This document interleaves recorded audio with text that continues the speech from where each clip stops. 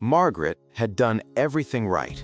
She walked every morning, she took her medications without fail, she showed up to every appointment. She even got her flu shot each October, right on schedule, the same way she had for 20 years. She was the model patient, the kind every doctor quietly hopes for. And then, at 67, she spent 11 days in a hospital bed because of a vaccine-preventable illness her body simply could not fight the way it used to. Her doctor wasn't negligent. Her pharmacy wasn't careless. The system hadn't failed her in any obvious, dramatic way. What had failed her was a quiet, invisible shift that nobody had sat down and explained. The shift that happens inside your immune system after 60.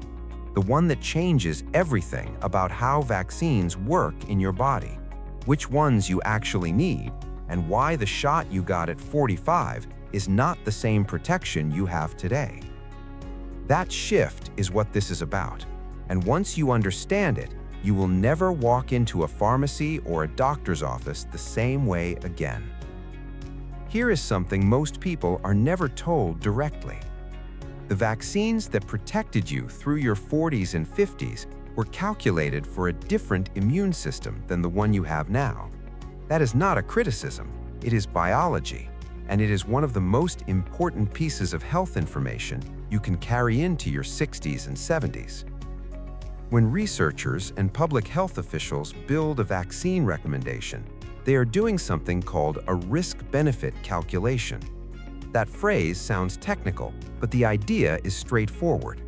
On one side of the scale, you place the risk of the disease, how likely you are to get it, how severely it would affect you, and what the downstream consequences might look like. On the other side, you place the benefit of the vaccine, how well it trains your immune system to fight that disease, and how long that protection realistically lasts. Wherever the scale tips more heavily toward benefit, the vaccine is recommended. What most people don't realize, and what even some general practitioners don't communicate clearly, is that both sides of that scale change significantly after age 60. The risk disease side gets heavier because the same infections that cause a healthy 40-year-old a week of misery can put a 67-year-old in intensive care. And the benefit side shifts too, because your immune system's ability to respond to vaccine training weakens with age, a process scientists call immunosenescence.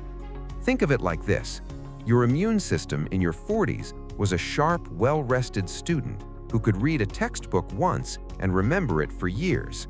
Your immune system after 60 is that same person after decades of long shifts, still capable, still intelligent, but slower to absorb new material and quicker to forget. This is not a flaw, it is a normal part of aging, but it means the math has changed. And if nobody has recalculated that math with you specifically in mind, you may be operating on outdated information. The concept of immunosenescence, the gradual slowing of your immune system's response over time, is well established in medical research, but it rarely makes it into a routine 15-minute appointment. So let's walk through what it actually means for you, practically and specifically. Your immune system works in two major phases when it encounters a threat, whether that threat is a real infection or a vaccine teaching it what to recognize. The first phase is called the innate response. It's fast, general, and automatic. When you get a vaccine injection, this is the system that causes that mild soreness in your arm or that slight fatigue the next day. Those mild symptoms are actually good news. They mean your body is paying attention. After 60, this first response system often becomes less reactive, which is why many older adults notice they feel almost nothing after a vaccine. That muted feeling is not a sign of strength. It can be a sign that the first alarm bells are ringing more softly. The second phase is the adaptive response. This is where the real protection is built.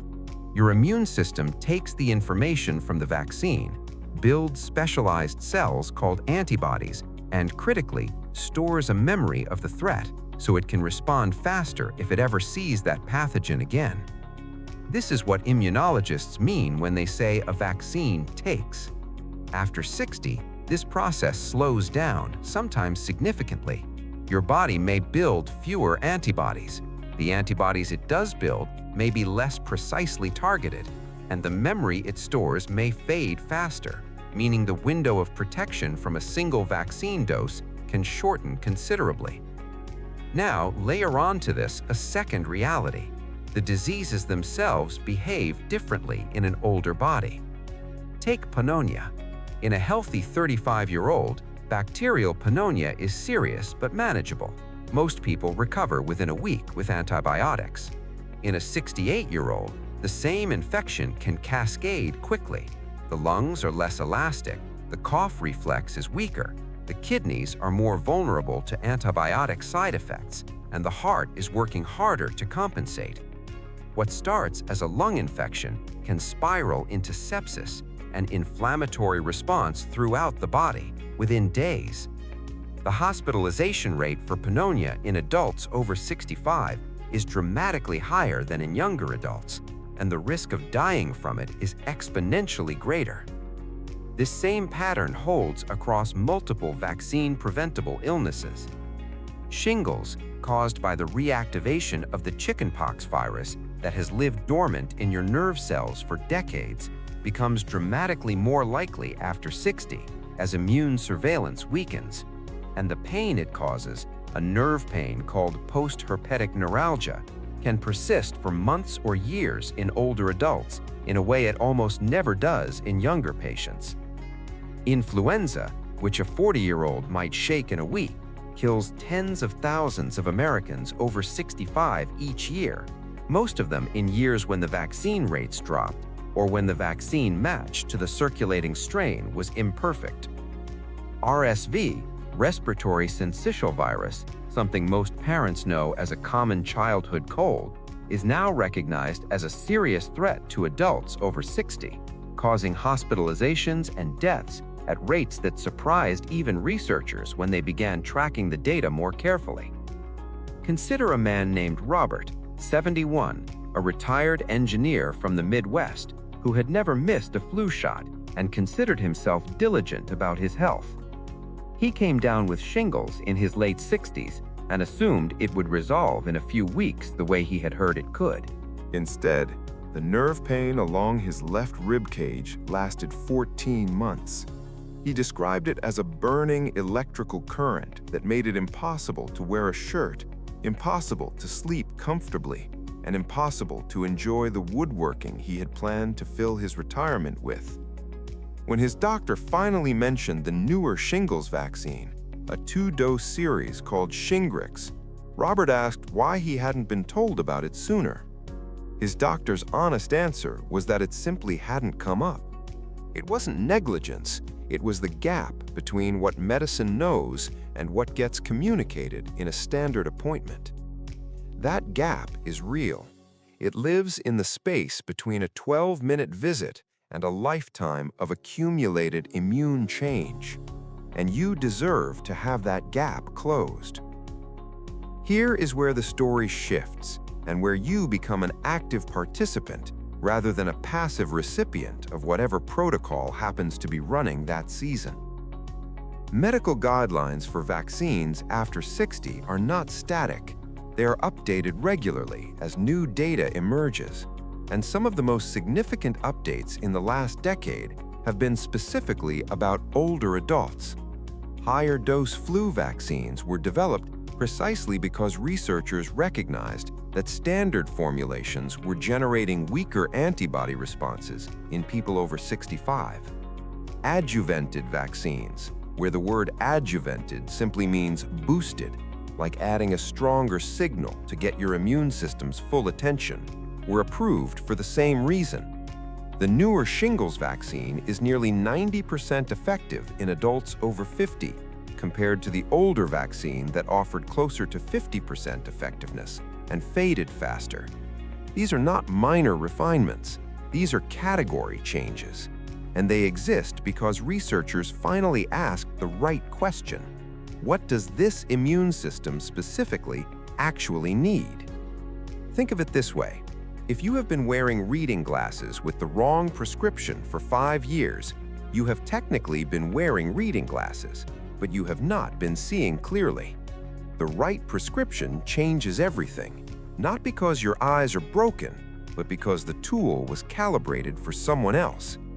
The same logic applies here. The vaccines available to you now, calibrated for your immune system now, are often more powerful and more precisely targeted than anything available even 10 years ago. But you can only access them if you know to ask. And that is the part of this equation that the system rarely hands to you on its own.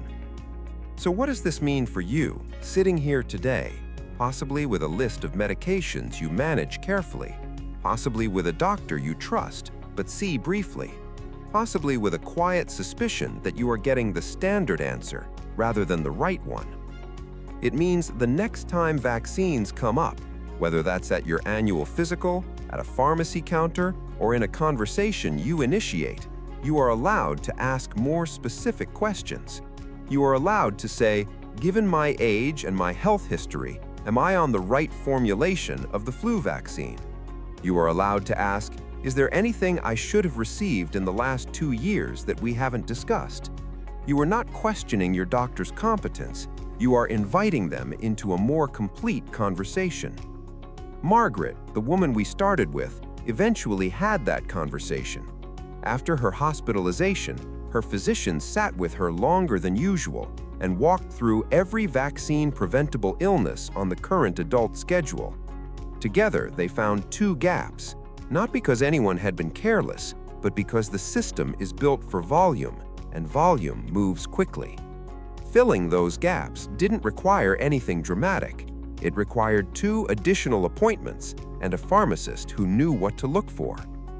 She told me later that what she wished most was that someone had explained the math earlier, not to frighten her, just to give her the full picture. You have the full picture now, and that changes what comes next.